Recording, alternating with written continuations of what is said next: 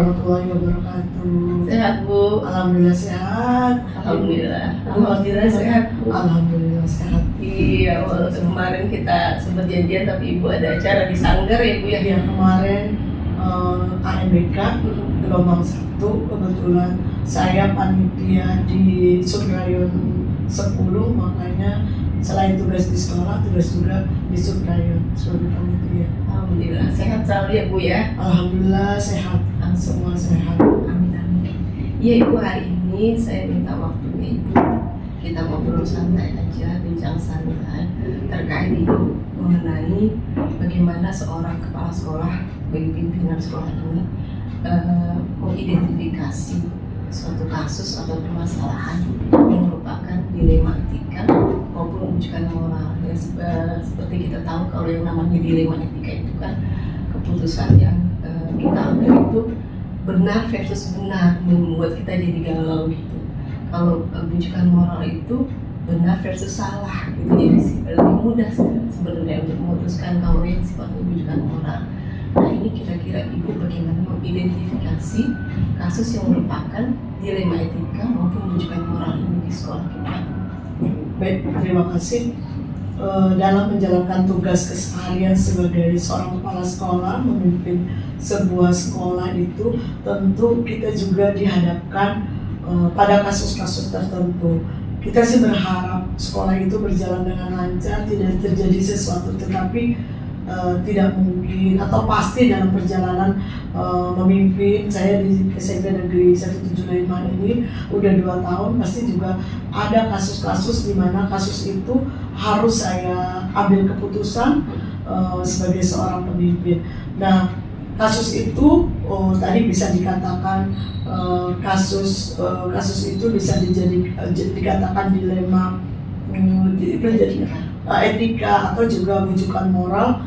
Nah, cara saya mengidentifikasi biasanya begini, sesuai dengan prosedur yang saya jalankan, program yang kita tetapkan, bahwa setiap proses kegiatan belajar itu masing-masing guru, kemudian di kelas prosedurnya kita ikuti prosedur. Misalnya dalam satu kejadian atau kasus itu menyangkut siapa?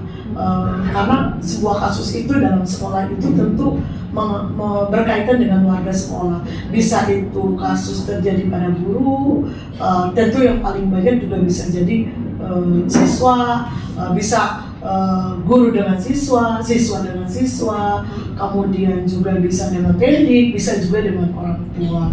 Nah, kasus-kasus itu terjadi berkaitan dengan siswa, kasus dengan siswa. Secara prosedural tentu kita juga punya langkah-langkah. Pada saat dalam penanganan anak itu bisa dilihat bagaimana kasus itu terjadi. Jadi identifikasinya misalnya kasus mengenai anak, kasusnya itu di mana, di kelas, anak dengan siapa, anak dengan guru mata pelajaran kah, atau anak berkaitan dengan pada saat anak dan guru dan anak dengan siswa di kelas berkaitan dengan mata pelajarannya terjadi kasus. Coba dilihat kasus itu terselesaikan tidak oleh guru mapel itu dengan anak. Kalau memang kasus itu ternyata menyangkut juga kepada harus diselesaikan oleh wali kelas, kemudian menyangkut BK, lalu dilihat terselesaikan tidak. Kemudian setelah itu dilihat lagi, kalau kasus itu tidak terselesaikan berarti harus kepada naik ke tim berikutnya, tim kesiswaan, ada staf kesiswaan, kemudian ada wakil kesiswaan, terselesaikan ya. Nah, baru kasus itu dilihat menyangkut anak, apakah kasus itu harus kemudian masuk menjadi bahasan di ranah kepala sekolah, karena tidak semua kasus juga menjadi sebuah keputusan kepala sekolah. Jadi dilihat level tingkatannya. Pada saat kasus itu sudah tidak menjadi dilema, sudah tidak menjadi dilema etika, selesai pada saat misalnya anak-anak dengan guru mapelnya, dengan wali kelasnya, kemudian dengan guru BK-nya, itu ya. Tetapi pada saat kasus itu menjadi sebuah kasus dilema etika yang sampai ke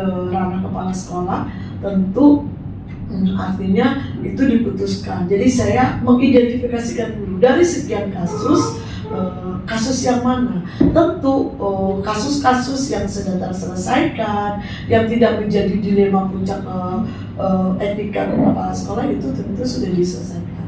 Nah, nanti saya identifikasi kasus mana yang menjadi ranah sampai. Jadi artinya tidak semua kasus diselesaikan oleh kepala sekolah, tetapi di kasus-kasus yang menjadi dilema etika yang memang menjadi sebuah keputusan yang tentu di situ keputusannya ini keputusannya baik atau tidak baik, dilihat keputusannya ini kira-kira berdampaknya apa. Satu prinsipnya bahwa kita tetap anak adalah yang utama. Kemudian kalau ini menyangkut anak yang adalah yang utama, dan untuk kepentingan anak itu yang kita utamakan, tentu sesuai dengan regulasi yang ada, aturan yang ada. Kalau dilema etikanya itu menyangkut bapak dan ibu guru, tentu prosedurnya beda penanganannya dengan anak, dengan siswa. Jadi nanti diidentifikasikan. Nah, nanti juga berkaitan kalau dengan menyangkut etikanya itu pure, misalnya dari kompetensi pribadi, kompetensi sosial, kompetensi pedagogik dan profesional dari seorang guru, yaitu proseduralnya beda dengan kita menangani proseduralnya kasus anak, atau juga berkaitan dengan ada hierarkisnya. Kalau untuk anak ada hierarkisnya, tapi kalau untuk guru kan prosedurnya beda lagi. Walaupun tetap sebagai kepala sekolah saya tetap kalau memang kasus itu sudah ini, ada juga yang lintas karena tergantung kasuistiknya. Kalau bisa jadi kasus itu tidak begitu hierarki, nah itu tergantung jenis kasusnya gitu loh, yang bisa juga langsung ditangani juga oleh kepala sekolah dan diambil keputusan oleh kepala sekolah. Tapi nanti tentu kepala sekolah pun ada prosedurnya. Jadi mengidentifikasinya, melihat ini kasusnya menyangkut siapa, menyangkut siswa kah, guru kah, adakah atau siswa versus guru kah, atau siswa dan siswa dengan guru atau guru dengan orang tua dan sebagainya. Nah, itu jadi diidentifikasikannya, dipetakan dulu ya, Bu ya.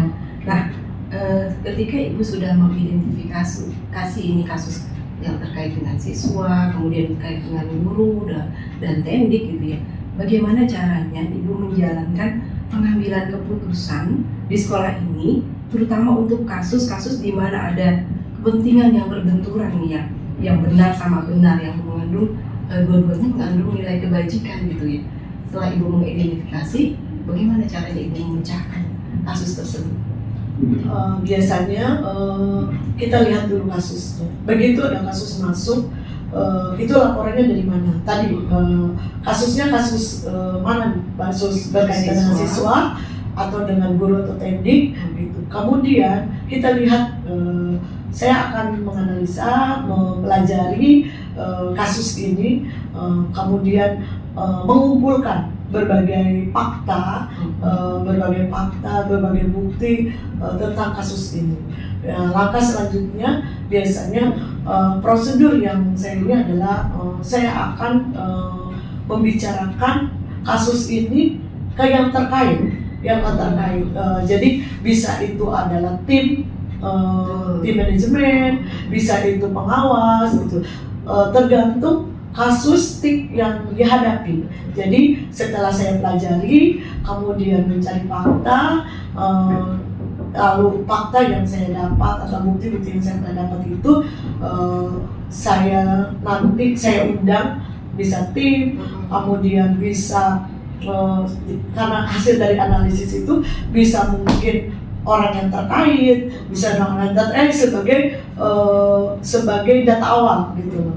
Lalu saya akan mengundang tim atau mengundang orang yang terkait untuk membahas kasus itu dan yang akhirnya nanti kita pelajari lagi dari hasil masukan dari supaya yang pada akhirnya nanti finalnya itu pemberian keputusan dengan berdasar kepada pertimbangan untuk kebaikan intinya segala keputusan yang saya ambil itu adalah untuk kebaikan, baik itu dilema etika maupun bujukan moral, intinya adalah untuk kebaikan, untuk kebaikan orang tersebut, kebaikan semua pihak.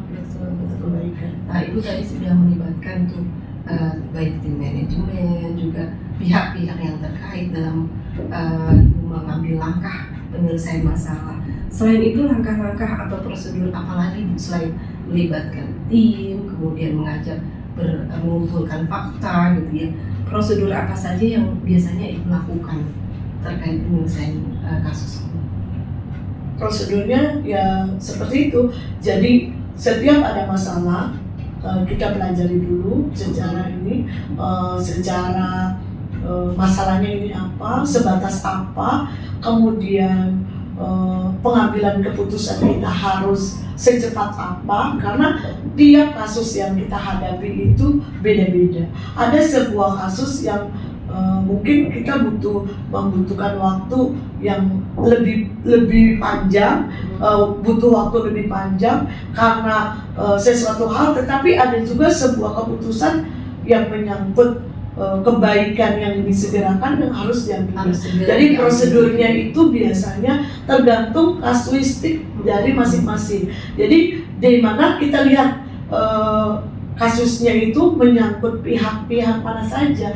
Ada satu kasus yang mungkin harus kita selesaikan dalam prosedur lama karena tingkat beratnya beda gitu.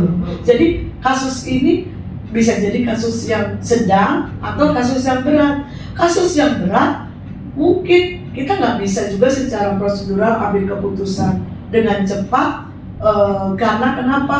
Karena keputusan cepat itu belum tentu tepat. Walaupun prinsip kita adalah keputusan yang kita ambil itu adalah cepat dan tepat, gitu loh. Bukan cepat tapi tidak hanya cepat, tetapi tepat, gitu. Untuk satu lagi muaranya kebaikan. Nah, menurut Ibu hal-hal apa aja yang selama ini sudah efektif gitu ya yang Ibu lakukan? Memang tadi Ibu katakan kasuistik ya, sesuai dengan kasusnya gitu ya, yang sudah pengalaman Ibu sudah efektif nih Ibu lakukan untuk penyelesaian masalah itu seperti apa Bu? Misalnya dalam kasus siswa gitu kan, kalau saya sih melihatnya ini Bu Aisyah nih setiap permasalahannya ada di sekolah gitu, tahu aja gitu, bahkan untuk kasus kecil Bu Aisyah sampai terjun langsung gitu untuk menyelesaikannya gitu ya, untuk membantu kami para walas maupun BK gitu ya. Ibu sampai tahu detailnya, bahkan kita pun sebagai guru kadang-kadang nggak tahu sampai si detail itu, tapi Ibu Aisyah bahkan tahu infonya, faktanya sampai si detail itu gitu ya. Kira-kira nih yang selama ini sudah efektif gitu, apakah itu yang Ibu lakukan itu menurut Ibu sudah efektif untuk membantu penyelesaian kasus yang ada di sekolah, baik membantu wali kelas maupun guru BK dalam menyelesaikan permasalahan? Apakah itu sudah efektif atau ada yang butuh ditambahkan lagi, atau mungkin Ibu menilai over gitu? Jadi gini, saya dalam menjalankan tugas tadi kasus itu masih terjadi, tapi saya punya prinsip bagaimana saya mencegah sebuah kasus gitu. Jadi saya tetapi pada saat kita pada saat kita menghadapi kasus, kita pasti harus bisa menyelesaikan. Nah, karena prinsip saya jangan seminimal mungkin timbul kasus, itu hal yang saya terapkan adalah saya adalah orang yang berprinsip komunikasi adalah hal utama. Jadi jalinan komunikasi saya lakukan, baik itu ke guru, ke siswa, ke orang tua siswa. Saya adalah orang yang sangat suka, sangat dekat sama anak-anak. Dari anak-anak itulah saya banyak tahu, banyak ngobrol, banyak tahu, bahkan saya bisa menyelesaikan sebuah kasus karena saya ngobrol ke anak-anak, saya komunikasi efektif dengan anak-anak gitu loh. Saya juga dengan orang tua ya pastinya juga dengan Bapak Ibu guru. Jadi dengan cara itulah saya merasa saya lebih efektif. Termasuk apabila terjadi satu kasus, maka saya itu bicara dari hati ke hati, saya berkomunikasi dengan baik. Kenapa sampai kasus ini terjadi? Kalau perlu saya menyediakan waktu khusus untuk karena biasanya saya menyediakan waktu.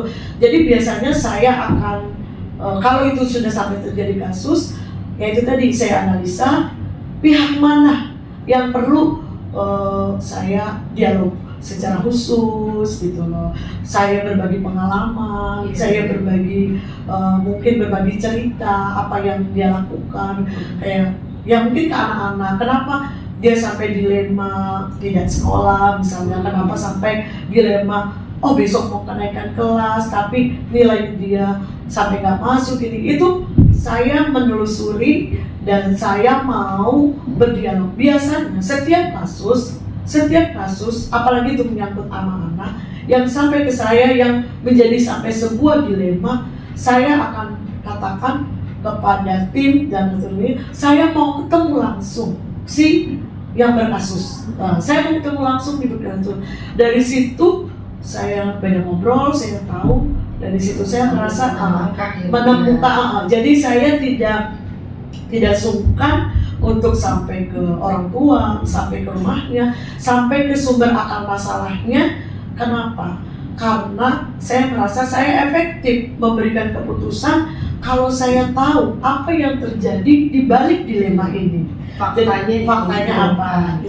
Jadi apa? Karena bisa jadi kita memberikan sebuah keputusan, kalau kulitnya saja kita salah ambil keputusan. Atau saya hanya mendengar kasus itu mungkin dari tim saya atau dari BK, dari wali kelas. Ini misalnya menyangkut anak. Jadi biasanya kalau dilema menyangkut anak, dilema etika menyangkut anak, saya akan langsung ke anak itu mengobrol, saya akan langsung ketemu anak itu ke orang tuanya. Kenapa? Dan saya karena biasa dalam keseharian saya itu sangat suka berkomunikasi dengan anak-anak, menegur anak-anak, bercerita sama anak-anak. Makanya banyak kasus yang justru mereka datang ke saya, Bu, saya mau cerita sama ibu, saya mau cerita sama ibu, tanpa mengurangi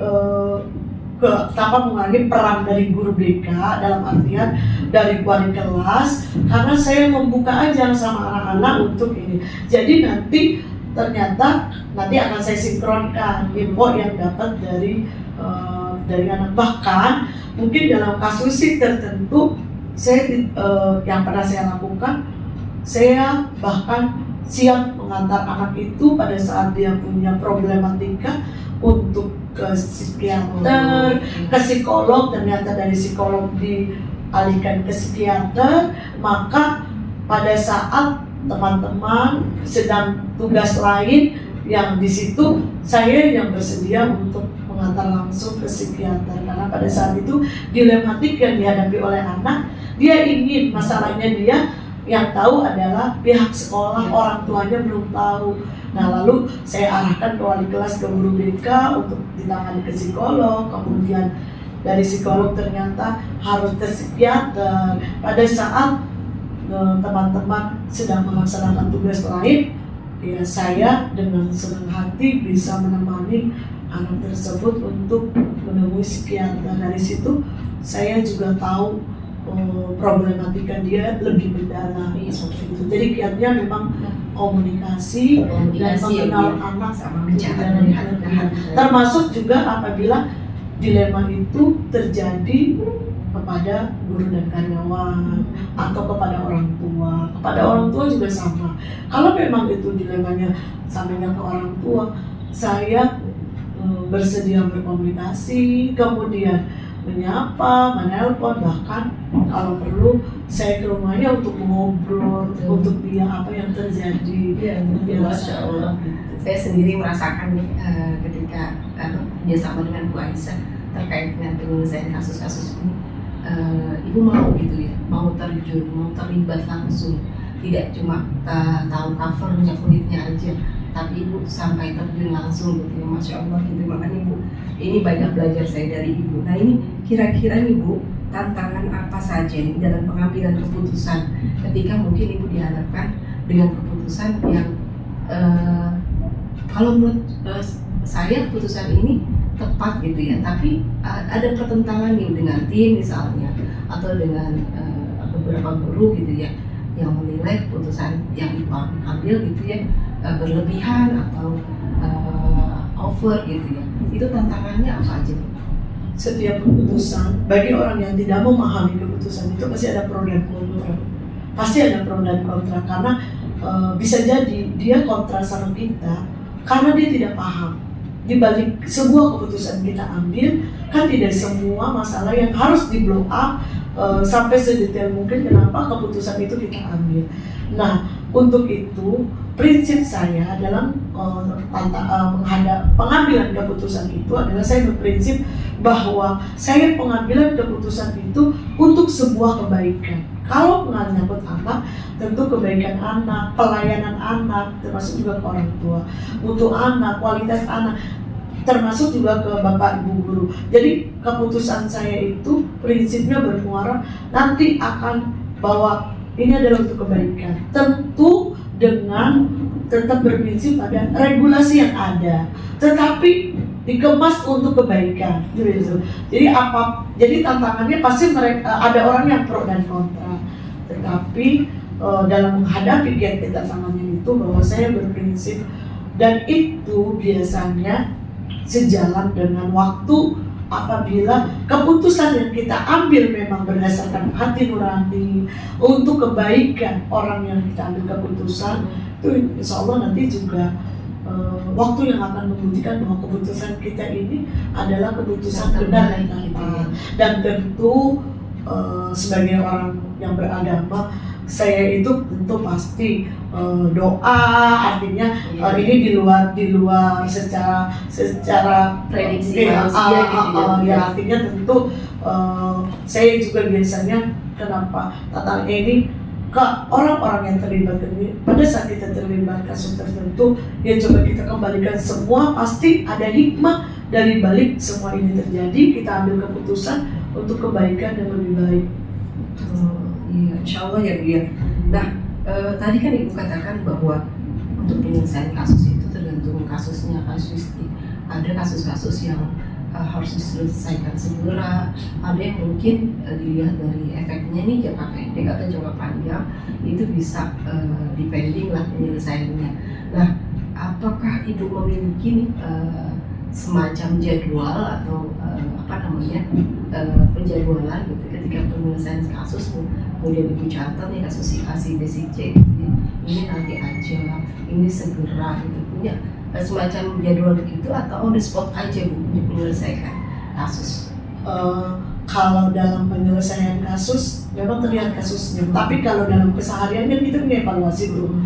Kita punya pada saat kasus itu memang tidak dapat keputusan segera, tentu hasil dari evaluasi itu nanti kita akan evaluasi lalu kita lakukan tindak lanjut. Tetapi kalau kasus-kasus tertentu itu biasanya itu misalnya menyangkut siapa guru. Kalau menyangkut guru kasusnya apa? Itu ada peninjauan dalam artian kok ini segera, maksudnya ada surat pembinaan SP1, SP2.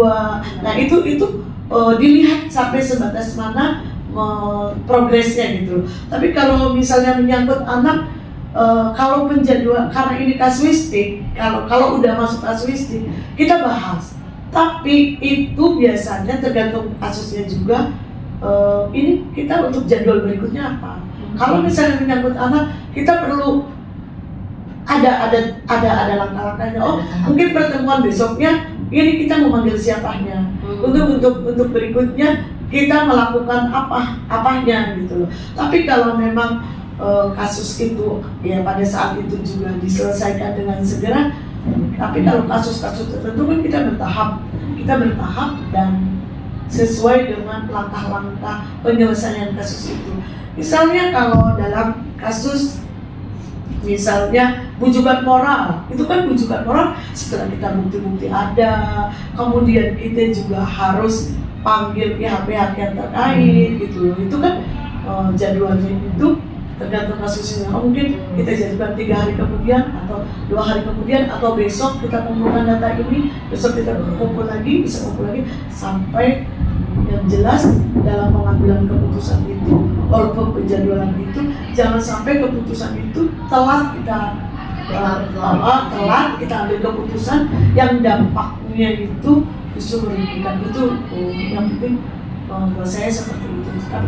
Tapi kalau harus diselesaikan kasusnya misalnya malam itu juga, ya malam itu juga, hari itu juga, hari itu juga.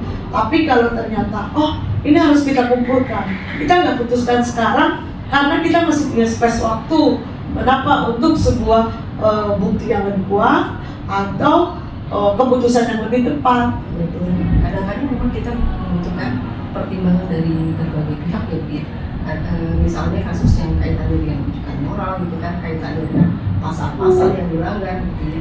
Nah ini kan Ibu pasti membutuhkan pertimbangan dari pengawas, pertimbangan dari yang lebih tinggi dari itu gitu, sehingga dalam pengambilan keputusan nanti tidak ada pihak yang disalahkan seperti itu ya. Dan itu harus sesuai prosedur, harus berita acaranya, harus notulennya, dan artinya kita memang juga jatuhnya, apalagi kalau rujukan moral, jatuhnya bukan menuduh, tapi memang fakta. Sesuai fakta. Ada bukti, kemudian kita proses secara prosedural.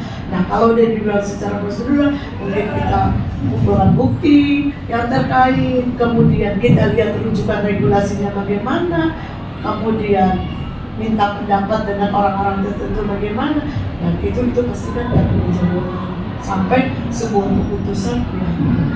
Nah, untuk kasus kembali lagi nih Bu ya, kembali ke kasus yang rujukan moral kasus yang dilema etika ini ya.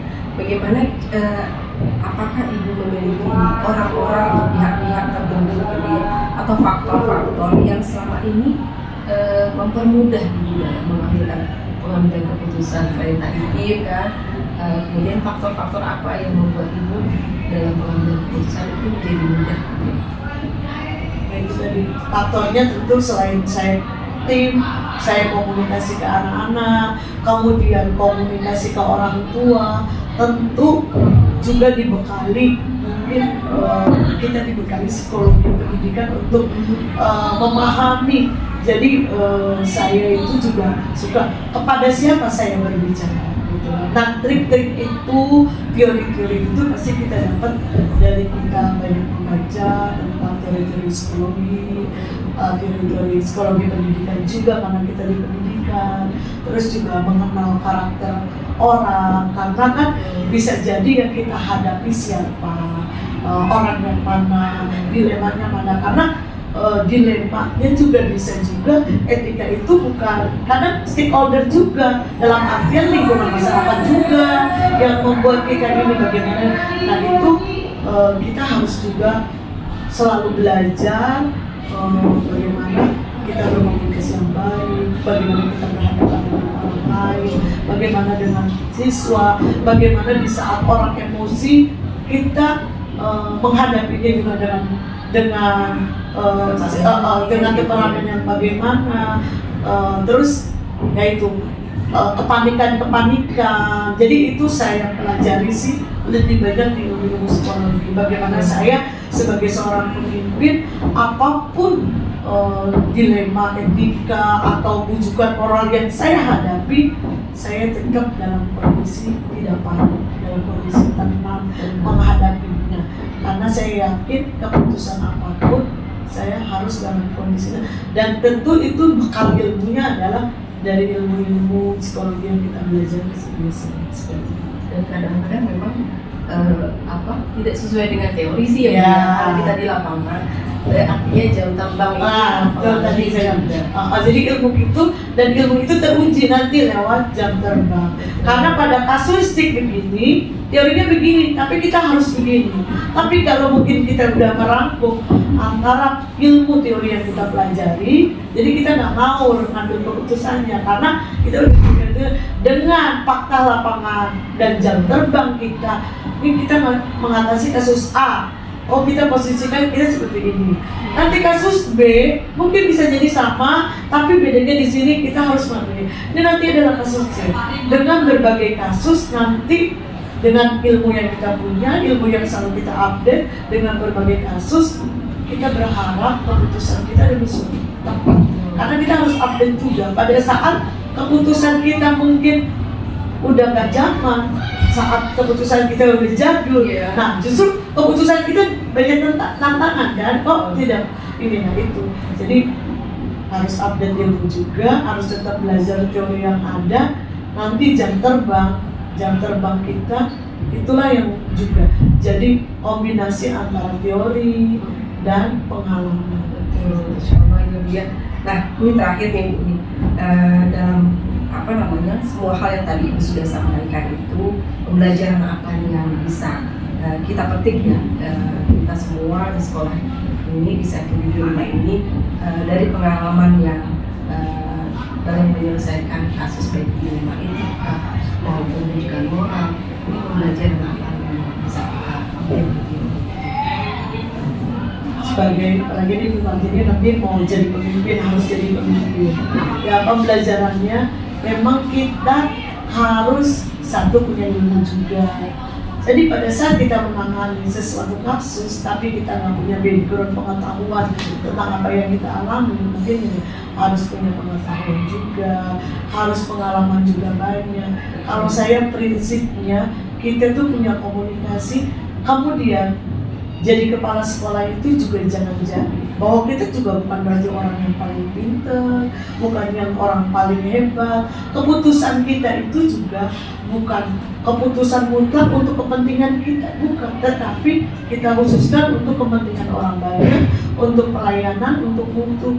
Jadi jalin komunikasi juga dengan berbagai pihak, dengan orang tua, dengan guru, dan jangan menutup diri dari berbagai masukan. Kalau masukan itu baik, makanya kita juga perlu berilmu juga, karena bisa jadi masukan itu kan dengan berbagai. Kalau kita nggak punya dasar, masukan apa aja kita goyang gitu. Tapi kalau kita punya dasarnya, ada ilmunya gitu. Jadi masukan itu kita saring gitu. Nanti kita compare dengan pengalaman kita, dan tentu tadi kita jangan juga kita tidak mau terima masukan, kemudian juga jangan jalin komunikasi, karena kalau buat saya ya udah punya pribadi yang humble gitu lah, yang kepada semua orang juga ramah, kepada semua orang ya. Jadi dari berbagai kasus itu kita belajar bahwa pada saat kita menjalin hubungan dengan baik, kasus itu semakin sedikit. Andai namanya hidup nggak ada masalah, tapi kita bisa dapat solusi yang terbaik. Pada saat kita membuka diri, pada saat kita berkomunikasi dengan baik, kasus boleh ada. Setiap orang hidup pasti ada kasus. Tapi bagaimana kasus itu bisa mendapat solusi yang terbaik itu. Dan kadang-kadang memang kita ya itulah pentingnya pengalaman ya Bu ya. Kita mendapat satu kasus yang sama, kemudian ketika penanganannya kok beda gitu ya, tidak sesuai dengan dulu kita pernah ketemu di kasus A. Tapi ketika ketemu kasus B yang mirip-mirip kasus A, ternyata treatmentnya nggak cocok lagi gitu, kita terapkan di kasus B gitu ya. Nah ini adalah pengalaman ya Bu ya. Tujuannya berbeda, kondisinya berbeda, orangnya berbeda. Mungkin pada saat tabiat orangnya, pada saat kita ini kan letupan atau responnya dia kan nggak bisa berbeda. Atau kita belajar dari kasus teman kita nih di sekolah lain, ketika diterapkan di sini gitu nggak Belum cocok sama, gitu. belum sama. Jadi bagaimana itulah ilmu sosial ya. Jadi bagaimana kita juga berupaya untuk meredam, maksudnya dalam arti memperkecil kasus. Tapi kalau memang sudah terjadi kasus, bagaimana kita menyelesaikan dengan solusi yang terbaik, dengan solusi yang baik. Tentu itu semua jalinan komunikasi juga harus baik. Intinya berbasis keputusan akhirnya itu untuk kepentingan bersama. Ya, kebaikan. Jadi akhirnya itu sebuah keputusan itu harus mengarah pada kebaikan. Tapi bisa aja kan kita, oh ini kalau begini ada unsur kasihan kadang sama orang tertentu. Jadi oh ini kasihan tetapi untuk kebaikan. Dan disitulah sebuah kebijakan berlaku bagi kita. Maksudnya dari kita bagaimana ini dampaknya untuk dia apa. Tapi kalau memang kita harus tegas itu dalam arti tidak ada bukan karena dendam ke yang kita ambil keputusan, tapi kita ambil keputusan mungkin pahit bagi dia, terasa pahit bagi dia, tapi kita punya perspektif pahit untuk sesaat, mungkin kita ambil keputusan ini baik untuk dia selamanya gitu. Atau kadang kita mengambil sebuah keputusan yang memang, nah itu namanya juga dilema. Ih, kok dia nggak terima, seolah-olah keputusan kita itu kok nggak sesuai keinginan dia. Tapi kalau kita komunikasikan dengan baik, kita ambil keputusan begini, memang terasa sekarang kayak pil pahit. Tapi kita berharap kita punya, nah itu bagaimana komunikasi kita untuk menjelaskan bahwa dengan harapan bahwa ini hasil di akhirnya lebih baik. Seperti itu kan banyak banget dilema-dilema kita menghadapi anak dan orang tua itu yang mungkin menurut orang tua kok sekolah nggak bijaksana. Nah itu kan pada saat dia masih salah persepsi ke kita begitu, bagaimana kita menjelaskan ya kita duduk bareng konsusnya begini, dia harus kita ambil keputusan begini dengan alasan seperti ini. Alhamdulillah ya Bu ya, mudah-mudahan apapun permasalahan yang ada di sekolah kita gitu ya, yang kaitannya dengan rujukan moral maupun dengan etika, insya Allah kita bisa menyelesaikan satu persatu dengan kerjasama, dengan berbasis kepentingan bersama, menjunjung tinggi nilai-nilai kebajikan, insya Allah. Insya Allah. Terima kasih Bu Aisyah atas waktunya. Sehat selalu. Amin, amin. Ibu juga sukses. Saya doakan Ibu tambah lancar, tambah sukses. Amin. Jadi guru penggerak yang memang bermanfaat bagi orang banyak, khususnya bagi anak-anak. Amin. Terima kasih Ibu.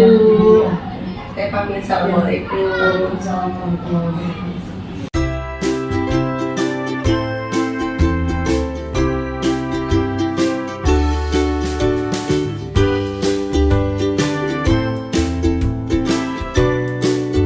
Assalamualaikum warahmatullahi wabarakatuh. Waalaikumsalam warahmatullahi wabarakatuh. Bu Yuni, apa kabarnya, sehat Bu? Alhamdulillah. Bu Iin, kabarnya bagaimana? Alhamdulillah baik Sehat juga, ya? Oke. sehat. Sampai Walaupun sini masih sehat ya? Bindeng-bindeng gini suaranya, insya Allah. Iya, lagi musim. Iya. Ibu Yuni mohon izin, mohon waktunya sebentar ya Bu ya, kita mau ngobrol-ngobrol santai aja ya Bu ya, terkait pengalaman Bu Yuni sebagai kepala sekolah. Bagaimana Ibu mengidentifikasi kasus-kasus di sekolah ini yang kaitannya dengan dilema etika maupun rujukan moral. Kalau yang dilema etika kan benar versus benar, ini kadang-kadang membuat kita galau ya Bu ya. Dan kalau yang bukan moral karena benar versus salah, itu mungkin lebih mudah untuk dalam penyelesaian atau pengambilan keputusan. Kira-kira bagaimana Bu Yuni mengidentifikasi kasus-kasus tersebut Bu? Oke, jadi pertanyaannya adalah bagaimana cara saya mengidentifikasi kasus-kasus yang ada di sekolah saya ya. Pertama yang saya lakukan adalah ketika ada satu kasus, pastinya kita akan mencari akar dari permasalahan itu sendiri. Mencarinya itu dari beberapa sumber yang bisa kita gali. Nah, dari sumber-sumber itu kemudian kita menjadikan satu pertimbangan atau hal-hal apa yang menjadi benang merah dari permasalahan itu. Setelah kita tahu seperti itu, langkah-langkah apa yang akan dilakukan adalah saya pastinya akan berkoordinasi dengan guru yang bersangkutan, kemudian mencari bagaimana ini bisa terjadi, kemudian solusi apa yang kira-kira akan bisa ditempuh. Itu butuh satu penggalian informasi yang tepat, kemudian dengan koordinasi dan menjalin komunikasi yang baik dengan yang terkait, pihak-pihak yang terkait. Itu untuk mengidentifikasinya. Kalau yang tadi disampaikan bahwa kalau masalah benar versus benar itu lebih sulit ya daripada dengan benar versus salah. Nah, semua itu menurut saya sih sama-sama harus kita sikapi juga, bahwa hal itu pasti dan mungkin akan terjadi di setiap permasalahan. Yang pasti kita itu ketika menghadapi satu permasalahannya itu harus dalam posisi kita itu netral, kemudian kita bisa bersikap bahwa dengan objektivitas kita, insya Allah diharapkan menemukan solusi yang terbaik dalam memecahkan masalah. Mau itu benar versus benar pun, jika kita berada di posisi netral, insya Allah kita akan mendapatkan solusi yang tepat dan diharapkan itu bisa menjadi pembelajaran untuk pengalaman permasalahan yang berikutnya seperti itu.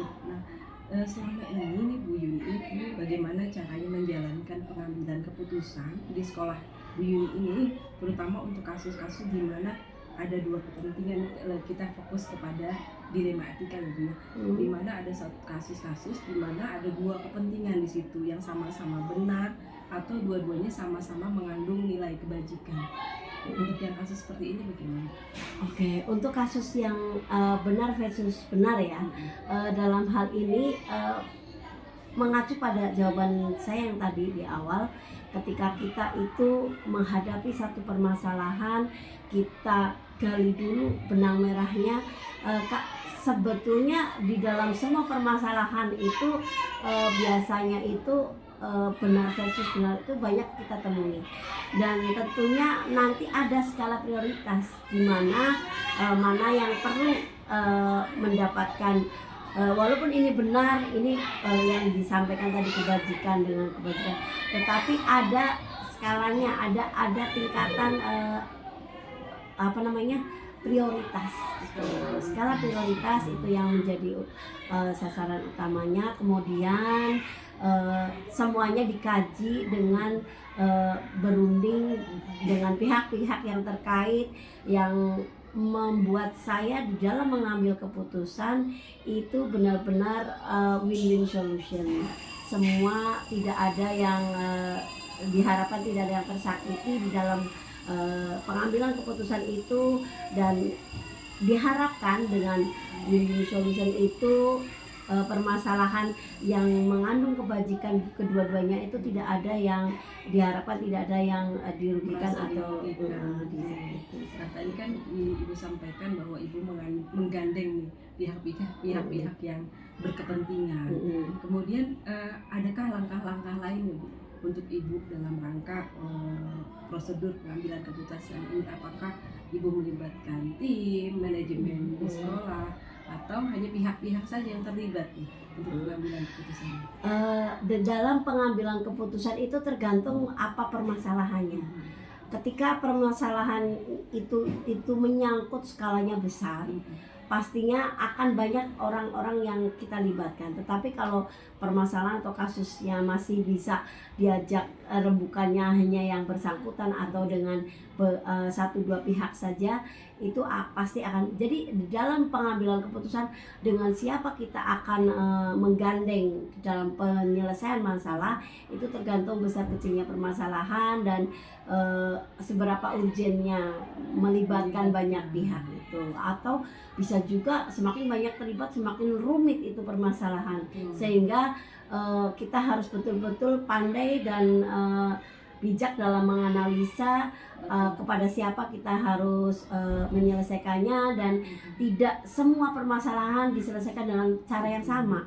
Jadi kebijakan kita itu sangat diperlukan di dalam menangani permasalahan apapun itu. Jadi kalau memang sudah dilibatkan tidak menemukan solusi atau penyelesaian, pasti saya harus melibatkan pihak lain. Kalau diperlukan, misalnya tidak di lingkup sekolah, misalnya kita ke pembina kita yaitu pengawas, atau ke kasatlah kita juga sebagian bagian dari pengawas dari pembina kita di dalam menangani permasalahan sekolah. Jadi seperti itu, semuanya step by step secara hierarki kita lakukan. Jika dalam skup kecil kita melibatkan orang sedikit sudah selesai, ya tidak perlu melibatkan orang banyak. Jadi harapkan permasalahan besar kan kita kecilkan, permasalahan kecil kita hilangkan. Itu menjadi Jangan prinsip. sampai menimbulkan permasalahan Iya. baru karena kita Terlalu banyak melibatkan Iya. orang, padahal bukan itu solusinya, malah membuat permasalahan baru, bukan penyelesaian. betul betul. Seperti itu. Nah, yang selama ini Ibu sudah lakukan ini, yang tadi ya Ibu berdasarkan kasuistik ya permasalahannya. Kalau sifatnya kasus-kasus kecil mungkin hanya melibatkan pihak-pihak tertentu saja.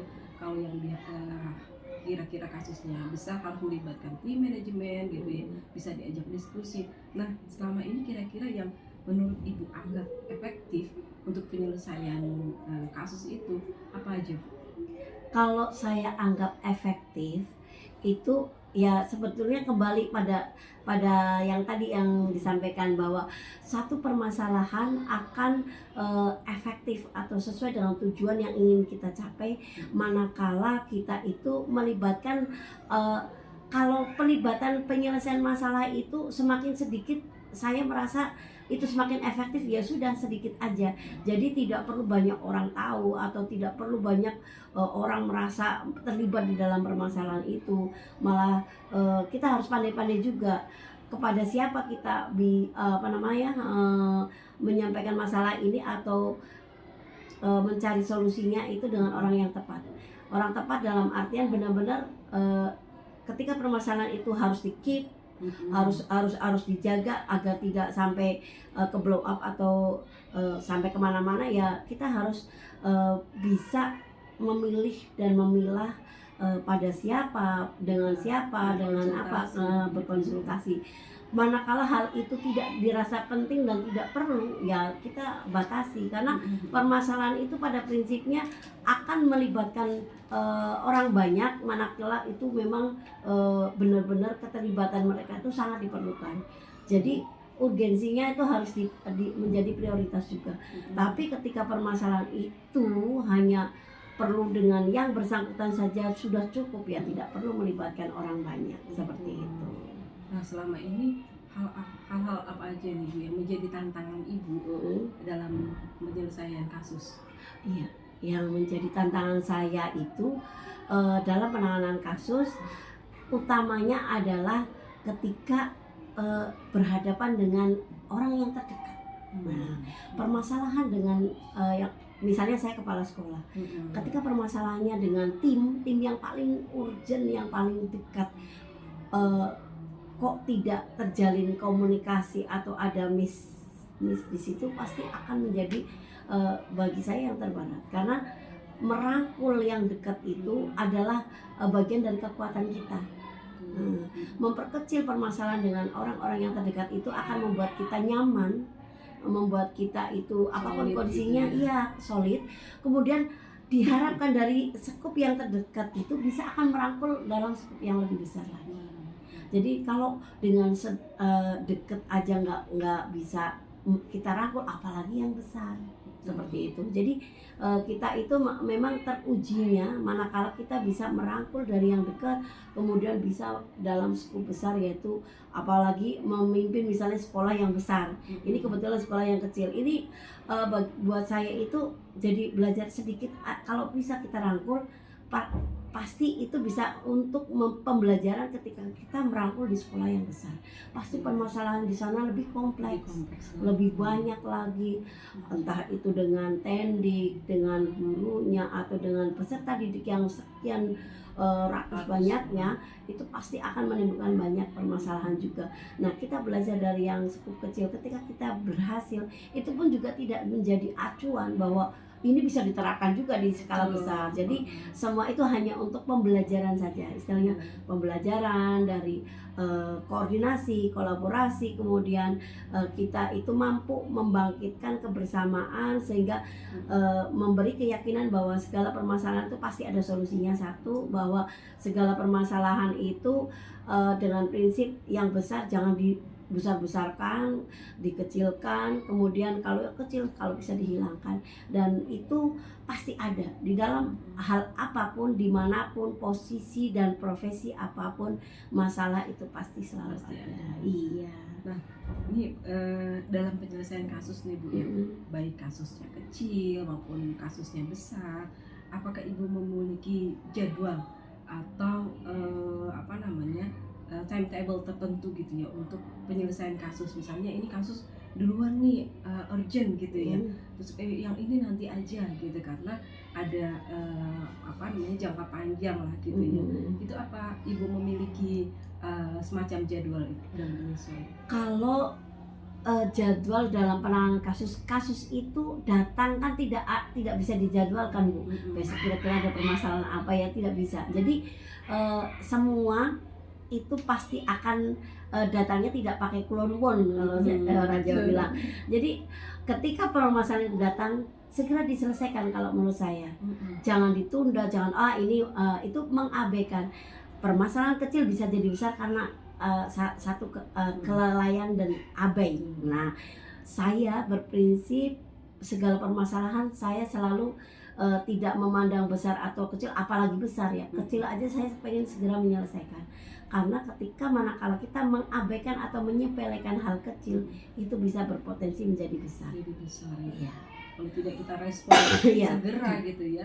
Jadi menurut saya tidak ada schedule atau jadwal tertentu yang saya besok mau menyelesaikan masalah ini, kecuali itu program. Nah, beda dengan program-program kan ada sudah terjadwalkan, ada lini masanya, ini diselesaikan bulan ini. Nah, itu program. Jadi kalau permasalahan itu pastinya begitu masalah itu datang segera cari solusi. Jadi tidak menunggu waktu atau tarsok itu tidak, karena itu keefektifannya khawatir menjadi bom waktu juga. Betul. Buat kita. Yang gitu kecil kan, disepelekan bisa jadi besar. Betul. Iya. Baik Bu Yuni. Nah ini faktor-faktor apa yang selama ini menurut Ibu mempermudah atau membantu Ibu dalam penyelesaian kasus gitu, selain mungkin kerjasama tadi ya, Iya. atau komunikasi antar tim gitu ya? Oke, di luar itu mungkin basically pendidikan ya. Saya kan dari bimbingan konseling, jadi basically saya itu banyak memberikan pembelajaran secara teoritis, dan inilah waktunya praktek kerja nyatanya itu di dalam dunia kerja yang nyata. Saya memiliki background bimbingan konseling, kemudian di dalam jenjang pendidikan saya selalu ada mata kuliah misalnya psikologi pendidikan atau orientasi baru dalam psikologi pendidikan yang up to date, yang saya selalu ikuti di dalam setiap perkuliahan itu memberikan pencerahan di dalam sisi teoritis. Nah, ketika kita menghadapi satu masalah kemudian kita combine dengan ilmu yang kita dapat dari sisi pendidikan, itu benar-benar berfungsi, dan pendidikan itu membuat saya punya modal dalam penanganan permasalahan itu, yang pertama. Yang kedua tentu pengalaman banyak memberi pelajaran yang berharga buat saya. Hampir 28-29 tahun, hampir 30 tahun lah saya terjun dalam dunia pendidikan, dengan posisi ketika saya jadi guru, kemudian jadi kepala sekolah, dan itu memberikan saya banyak pengalaman. Kemudian pengalaman berorganisasi juga banyak memberikan saya pelajaran. Dengan banyak berkecimpung di berbagai organisasi, itu mengajari saya dalam mengatasi permasalahan, pendewasaan diri, dan tentunya kematangan di dalam berorganisasi itu pun juga teruji di situ dalam menangani permasalahan apapun. Masya Allah ya Bu. Jadi didasari dengan pengetahuan juga, kemudian dikombin dengan pengalaman yang temui gitu, menjadikan lebih matang nih dalam menghadapi berbagai kasus. Kadang memang kita merasakan gini, ketika kita mendapati suatu kasus A misalnya, kemudian suatu saat kita menemui kasus yang sama mirip dengan kasus A, belum tentu treatmentnya sama ya Bu Yuni ya. Kadang-kadang justru nggak cocok lagi treatment yang kemarin gitu. Yang seperti yang saya bilang tadi, bahwa satu permasalahan di sini dengan permasalahan di tempat lain, dengan permasalahan yang sama tapi orang dan kondisinya berbeda, biasanya penanganannya juga berbeda. Walaupun tidak terlepas atau tidak menutup kemungkinan itu bisa menjadi pembelajaran untuk menanganinya. Tapi dari situ ini agak nggak cocok semuanya nih, harus perlu modifikasi seperti itu dalam penanganannya. Ya memungkinkan. Jadi seperti itu Bu In, banyak faktor yang menyebabkan kita itu belajar dari pengalaman, belajar dari, selalu kan kita sering dengar kita harus belajar dari pengalaman. Nah, pengalaman itu adalah guru yang terbaik. Nah, kata-kata itu benar-benar terasa ketika kita sudah menerapkannya, mengalaminya.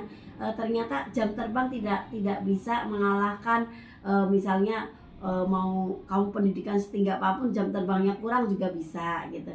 Apalagi paket komplit, pendidikan, jam terbang, pengalaman, dan semua itu memberi penguatan. Kita matang gitu ya Bu betul. Yuni. Nah ini terakhir nih Bu, ini dari yang tadi Ibu sudah sampaikan dalam menganalisa kasus, kemudian juga Ibu faktor-faktor yang mendukung Ibu dalam pengambilan keputusan nih, pembelajaran apa yang bisa kita petik bersama-sama nih Bu ya dari diskusi kita sekarang ini mengenai pengalaman dalam pengambilan keputusan ini. Iya.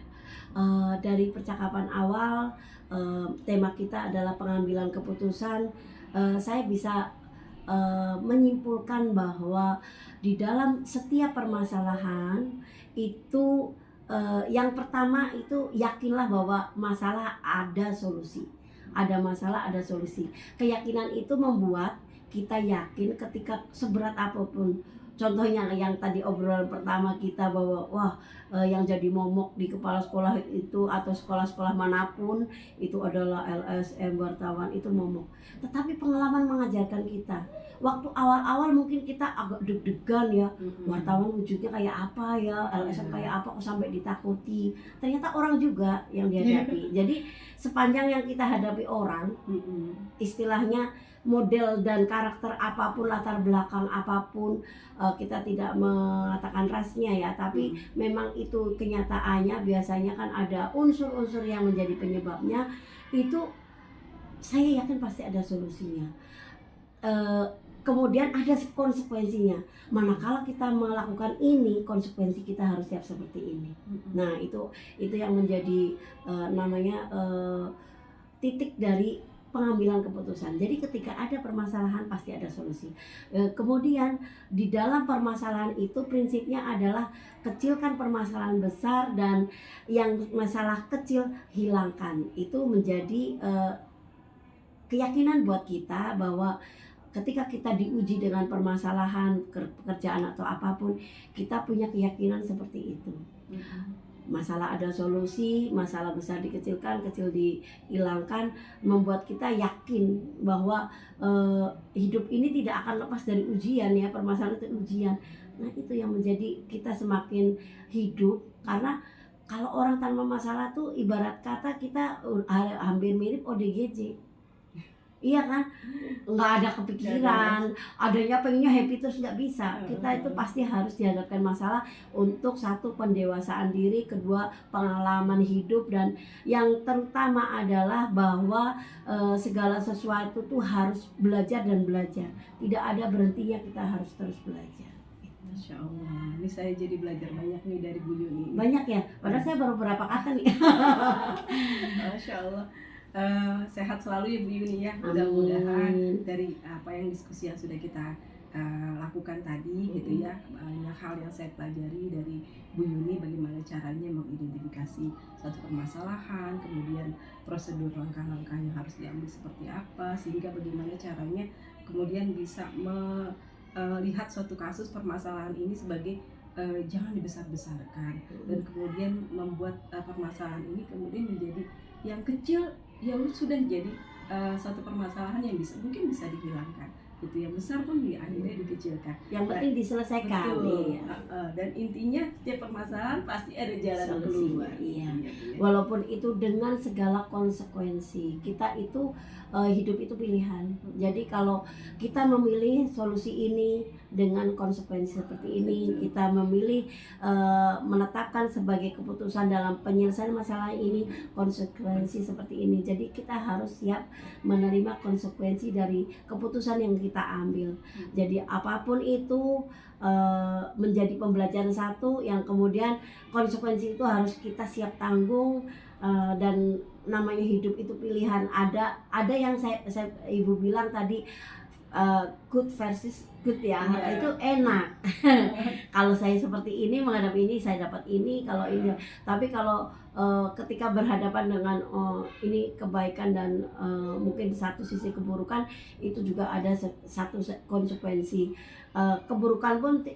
Keburukan di mata kita itu seperti dalam itu kan tidak, mungkin Allah ada maksud lain. Nah, itu keyakinan itu yang membuat kita ketika kita mengambil keputusan itu selalu yakin ada campur tangan Allah di dalam hal ini. Karena apa? Ketika kita merasa terpuruk dengan permasalahan, kemudian kayaknya kok tidak baik menurut kita, belum tentu itu tidak baik juga menurut Allah. Ada maksud lain. Nah, itu yang selalu membuat saya itu ketika menghadapi permasalahan apapun itu kuat. Dalam artian, diuji bertubi-tubi seperti ini, Allah akan kasih reward apa sih ya?